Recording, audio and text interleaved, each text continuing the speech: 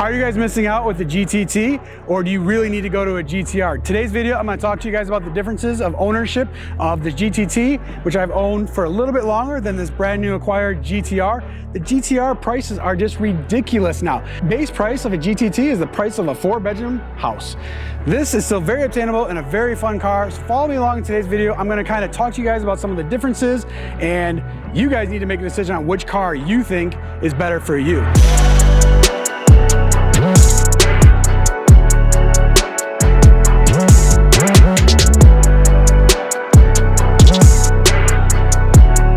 Talk to you guys a little bit about the GTR, and the biggest thing is the visual differences. This car, though, I want to go over this. This is a body kit car, so this has fiberglass fenders, fiberglass hood, fiberglass Ztune replica front end, and it actually has full authentic rear GTR quarters.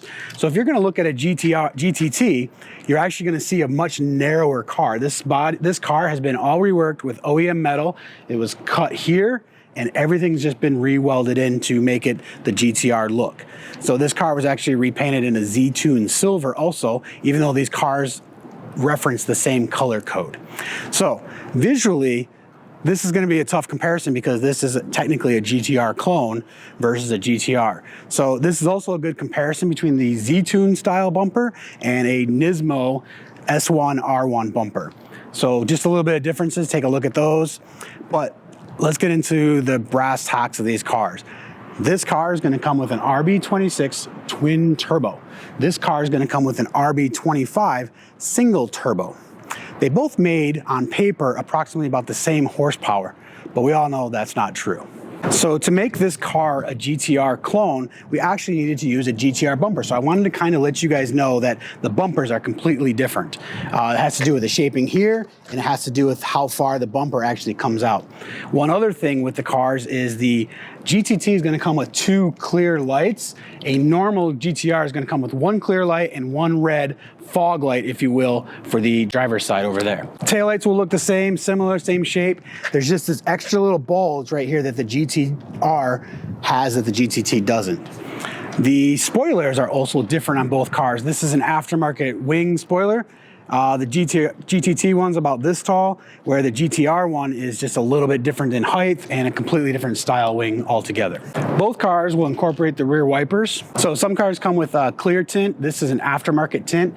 The GTR actually had a privacy option tint, so it became factory tinted. Let's go on the inside. This is the GTT. This does have aftermarket seats, but I want to point out a couple things that are different. You don't get the GTR step here. You also have a 3-gauge system here instead of MFD like you will on the GTR. The center console is pretty much same. Your cluster is going to be different. Your steering wheel is going to be different. Pedals are actually different. And one other unique thing is this lights up on a GTR, and on the GTTs it's just a reflector.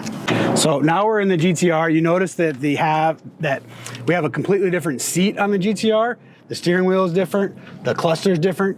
This is actually an aftermarket Nismo, but the cluster is completely different. You got pedals that are a lot different.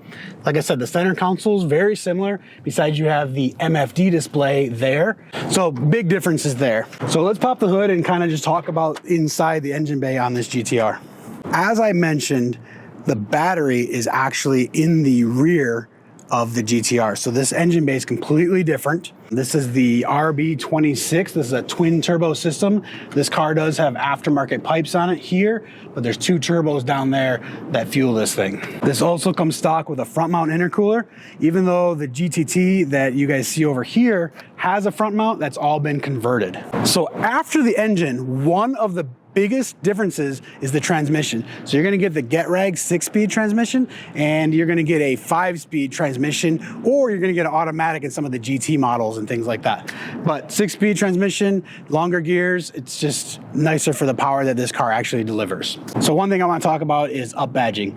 This GTR badge should only be represented on an actual GTR chassis. It's really not cool to up badge the GTTs. I've never up badged that car. The GTT is what it is. It's actually a very cool car in itself. It's rear-wheel drive. It's very fun to drive. It makes all the cool sounds.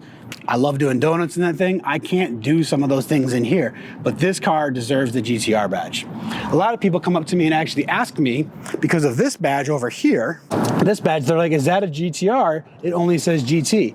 Well, absolutely, it's still a GT, but it's actually a GTR version. If anyone wants to comment below a little bit more about that, that's the GT Heritage, but the R stands for the race. So this car is a V-Spec, and one of the big things with a V-Spec is it has the carbon under spoiler, as well as a front spoiler in the front. So those are two main differences. This car does have some aftermarket stuff going on. So as I told you earlier, this normally is red on a GTR, but this will light up red. This is an aftermarket mod. I like the clear look on the silver cars. They look really good. I do have aftermarket taillights in here, and I do have aftermarket wing risers.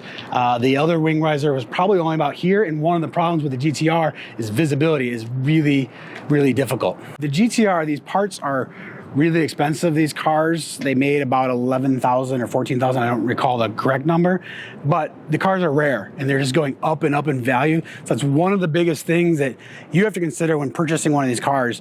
What do you want? What are you going to use the car for? And how far do you want to actually take it? Like I said, the GTT is super cool. There's a price difference of probably 1/3 on a GTT. Current market always changes. You can get them for kind of on the low side, all the way up to a higher clean example, or the same thing with the GTRs. You can get those for low, all the way up to $200,000 to $500,000 for some good example of a GTR. At the time of filming, my opinion is that a base GT you can probably pick up for $20,000, $25,000.